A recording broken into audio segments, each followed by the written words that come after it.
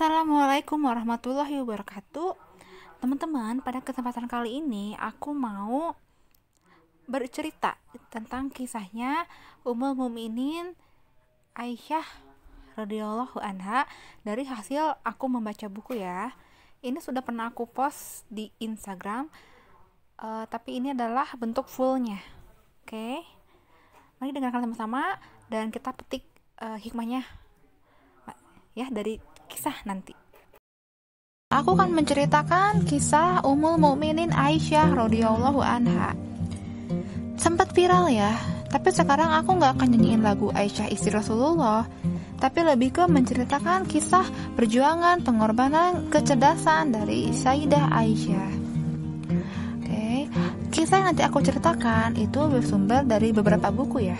Yang pertama adalah buku Ummul Mukminin Aisyah radhiyallahu anha, Potret Wanita Mulia Sepanjang Zaman, karya Said Sulaiman An-Nadwi atau Muhammad Rahmatullah Hafiz An-Nadwi. Ini penerbitnya Insan Kamil. Agak lucu gitu ya covernya. Selanjutnya ini bentuknya novel ya. Serial The Greatest Woman, Aisyah, wanita yang hadir dalam mimpi Rasulullah. Novelnya ini karya siapa nih? Sibel apa Saibel dibacanya? Saibel Eraslan, penerbit Kaisya Media. Ini merupakan novel bestseller dunia ya. Ini kalau yang suka baca novel mungkin rekomendasi yang ini. Terakhir, buku biografi 39 tokoh wanita pengukir sejarah Islam, karyanya Dr. Bassam Muhammad Hamami, penerbit Kisti Press. Nah, itu aja sumbernya. Kalau yang mau beli silakan, mungkin di toko buku atau di online shop ada ya. Sekarang aku langsung aja ya bercerita tentang Sayyidah Aisyah. Sebelumnya mungkin backsoundnya ganti dulu ya. Aku akan membacakan dulu sebuah syair ya yang terdapat dalam novel Aisyah, wanita yang hadir dalam mimpi Rasulullah. Seperti ini syairnya. Aku, Aisyah, aku adalah teman perjalanan Rasul terakhir, ke jalan yang ditempuh ibuku, ayahku, dan diriku. Aku, Aisyah, aku adalah pelindung cinta Muhammad. Salawat dan salam baginya. Aku adalah teman perjalanan terdekatnya, Ahmad, cahaya tiada akhirnya, seluruh pelupuk mata yang terbuka dan tertutup. Aku, Aisyah, aku adalah Al-Humairah milik Ahmad. Aku adalah kekasih rahmatan lil alamin. Dan aku adalah saksi masanya, kehormatan dan kesedihannya. Aku juga saksi kebenaran, kesabaran, dan kehambaannya. Aku adalah saksi salam yang dibawa para malaikat. Aku adalah saksi ucapan selamat tinggal dan perpisahannya. Aku adalah saksi perpisahan dan ucapan sumpahnya. Aku adalah saksi risalah dan ketundukannya. Aku adalah saksi Rasulullah, rahmat bagi seluruh alam. Aku adalah saksi kekasih Allah. Aku adalah saksi hijrah, Badar, Uhud, Khandaq, dan Khaibarnya. Aku adalah saksi dua kotanya, Mekah dan Madinah. Aku adalah saksi buah zaitun dan buah aranya. Aku adalah saksi kasih sayang dan perpisahannya. Aku juga saksi penyesalan yang juga sebesar keberaniannya. Aku adalah saksi hal-hal yang menimpa diriku, hal-hal yang menimpa diri kalian. Aku adalah saksi umatnya. Seberapa besar yang teringat, seberapa besar yang terlupakan, aku adalah Aisyah. Sedikit penggalan syair yang bisa aku bacakan. Sebenarnya masih panjang, mungkin kalau dibacakan semua bisa sampai 1 jam. Dan aku tidak pandai membacakan syair, jadi lebih baik langsung pada intinya saja ya. Mungkin semua orang sudah tahu siapa itu Sayyidah Aisyah. Beliau adalah istri Nabi yang paling dicintai. Banyak hadis yang meriwayatkan seperti itu. Nah, apa sih kira-kira yang membuat Sayyidah Aisyah menjadi kesayangan Nabi? Karena tidak mungkin ya Nabi mencintai sesuatu kalau tidak ada kebaikan dalam dirinya. Nah, sekarang mari kita bahas kebaikan Sayyidah Aisyah itu seperti apa saja. Setelah aku membaca bukunya sampai habis, memang sangat layak sih Sayyidah Aisyah menjadi kesayangan Nabi. Beliau masih muda tapi sangat cerdas.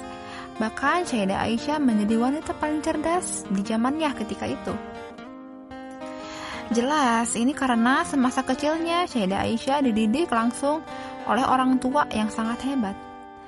Dan Sayyidah Aisyah benar-benar mewarisi banyak sifat ayahnya, yaitu Abu Bakar.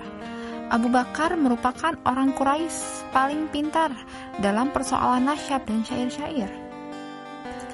Di antara yang paling menonjol dari Sayyidah Aisyah adalah kecerdasan dan kecepatannya dalam menjawab. Kemampuan memahaminya ini melebihi kemampuan orang-orang pada masanya, baik laki-laki maupun perempuan. Masya Allah. Dia meniru ayahnya dalam menghafal informasi dan nasab. Dia sangat tertarik untuk mendengarkan sejarah peradaban bangsa-bangsa. Banyaknya ilmu yang terlihat dari bahasa Sayyidah Aisyah.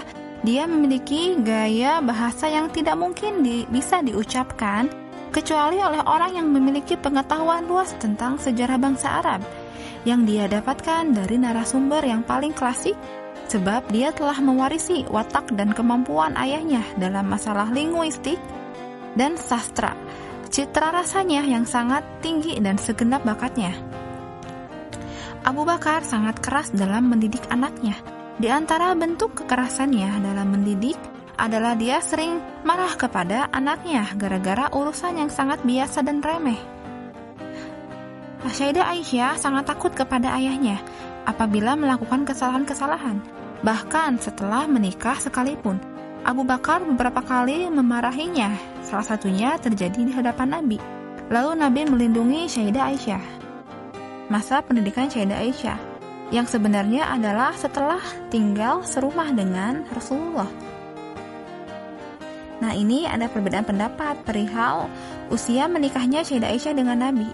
Sebagian besar ulama mengatakan Sayyidah Aisyah menikah saat usia 6 tahun dan hidup bersama Rasulullah saat usia 9 tahun. Namun dalam novel karya Sebel Erslan dan beberapa pendapat ulama yang lain menyebutkan bahwa Sayyidah Aisyah menikah dengan Nabi saat usia 17 tahun. Karena melihat dari riwayat Asma binti Abu Bakar, kakaknya Aisyah yang saat itu hijrah ke Madinah usianya 27 tahun. Sementara selisih usianya dengan usia Sayyidah Aisyah adalah 10 tahun. Jadi mungkin beliau menyimpulkan usia Sayyidah Aisyah saat menikah dengan Nabi adalah 17 tahun. Wallahu alam, kita tidak usah memperdebatkan masalah usia. Yang jelas, usia Sayyidah Aisyah masih sangat muda ketika menikah dengan Nabi. Karena memang waktu itu budaya nikah dini dan budaya banyak istri itu hal yang lumrah dan melekat. Banyak orang yang menikahkan anaknya saat kecil-kecil. Jadi gak heran ya, jangan dibandingkan dengan zaman sekarang. Karena budayanya sudah berubah dan berbeda. Sekarang kita fokus saja pada kontribusi beliau dalam Islam yang banyak sekali, banyak banget. Aku sendiri saat membaca bukunya gak bisa berhenti untuk kagum, keren banget. Sayyidah Aisyah dididik langsung oleh Nabi. Beliau banyak sekali memperoleh ilmu ketika hidup dengan Nabi. Bukan hanya dalam persoalan agama, lebih dari itu dia juga sangat cakap dalam ilmu sejarah, pengobatan, dan sastra. Adapun ilmu kedokteran, maka dia mendapatkannya dari delegasi-delegasi bangsa Arab yang datang kepada Rasulullah saat Rasulullah sakit dan menyebutkan beberapa resep. Dari situlah Sayyidah Aisyah mempelajari ilmu pengobatan karena ingatannya yang sangat tajam. Sayyidah Aisyah juga memiliki kebiasaan suka meneliti dan bertanya. Dia tidak akan merasa tenang sampai benar-benar memperoleh kepuasan dan jelas baginya semua hal yang samar hingga dia menguasainya. Selain itu, dia juga senang sekali bercerita. Bahkan Nabi bisa begadang mendengarkan cerita-cerita Sayyidah Aisyah. Salah satunya adalah cerita tentang Ummu Zar. Adapun kelebihan Sayyidah Aisyah dibandingkan Ummul Mukminin lainnya adalah sampainya ilmunya kepada derajat puncak penguasaan dan kematangan dalam setiap apa yang berhubungan dengan masalah agama, seperti Al-Quran, tafsir, hadis, dan fikih, dan kematangan dalam berijtihad dan menganalisa masalah-masalah yang sangat pelik dan melakukan istinbat hukum untuk setiap kasus-kasus baru. Dan konsentrasinya dalam hal tersebut, maka wajarlah kalau Rasulullah sangat mencintainya dibandingkan yang lain. Ada sebuah hadis tentang Sayyidah Aisyah yang diriwayatkan oleh Abdullah bin Syafwan. Aisyah pernah berkata, "Ada 7 hal pada diriku yang tidak dimiliki oleh wanita manapun, kecuali yang diberikan oleh Allah kepada Maryam binti Imran. Demi Allah, aku tidak mengatakan ini sebagai kesombongan terhadap para sahabatku atau maduku. 7 hal itu adalah, yang pertama, malaikat Jibril pernah turun membawa gambarku kepada Rasulullah dalam mimpi. Kedua, Rasulullah menikahiku saat aku berusia 7 tahun, lalu aku diberikan kepada beliau saat berusia 9 tahun. Beliau menikahiku sebagai seorang gadis, dan tidak ada seorang istri pun yang lain yang sama denganku. 3.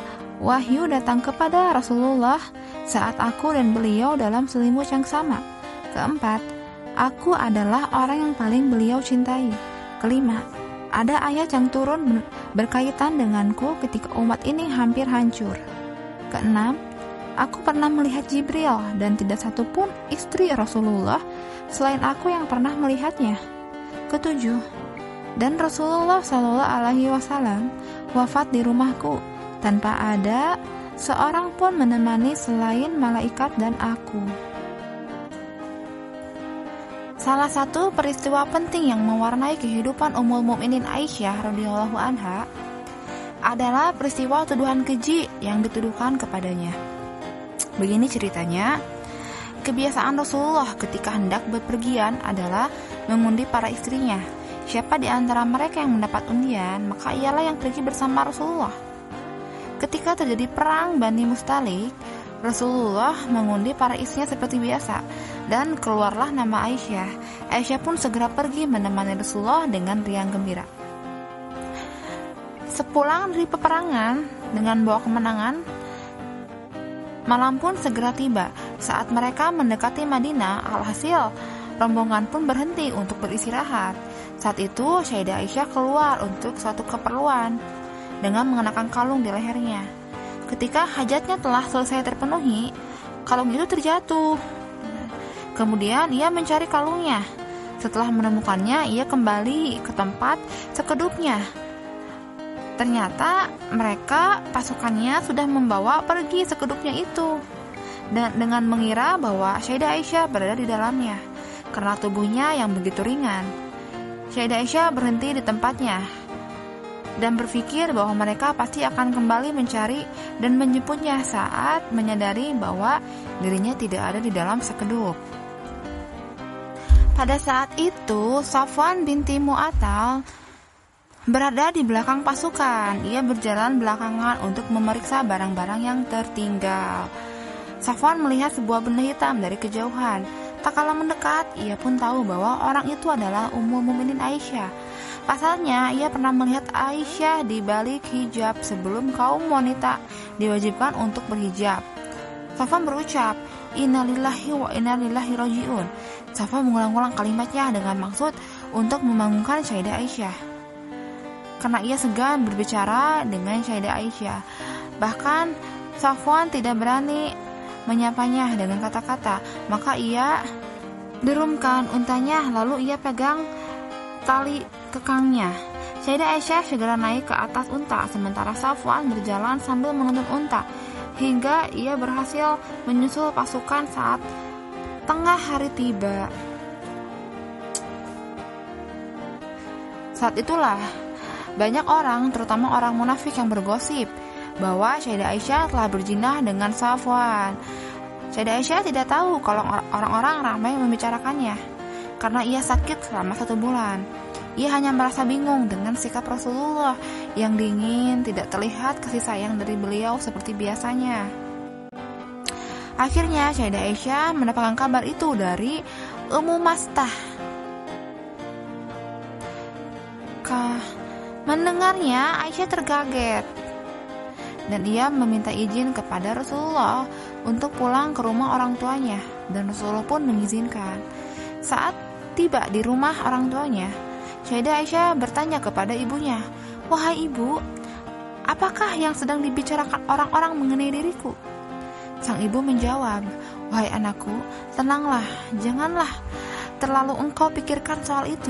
Demi Allah, jarang sekali ada wanita cantik yang sangat dicintai suaminya dan mempunyai beberapa madu, kecuali pasti banyak berita kotor terlontarkan kepadanya." Aisyah kembali berkata, "Maha suci Allah, apakah setega itu orang-orang membicarakanku?" Mendengarnya, Aisyah menangis dari malam hingga pagi. Air matanya terus mengalir dan ia tidak bisa tidur dengan nyenyak. Waktu itu wahyu belum turun juga, sehingga Rasulullah belum bisa memastikan kebenarannya.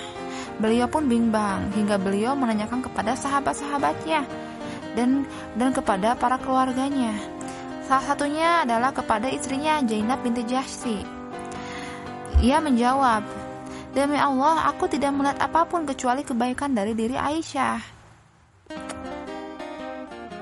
Akhirnya Rasulullah datang menemui Aisyah dan bersabda, "Wahai Aisyah, sungguh aku telah mendengar desas-desus tentang dirimu. Jika engkau tidak bersalah, Allah pasti akan membersihkan namamu. Namun jika engkau telah berbuat dosa, mohonlah ampunan dan bertobatlah kepada Allah. Karena jika seorang hamba mau mengakui dosanya kemudian bertobat, Allah pasti menerima tobatnya." Sayyidah Aisyah yang awalnya terus menangis, ia pun merasa tidak ada lagi tetesan air mata yang jatuh dari matanya.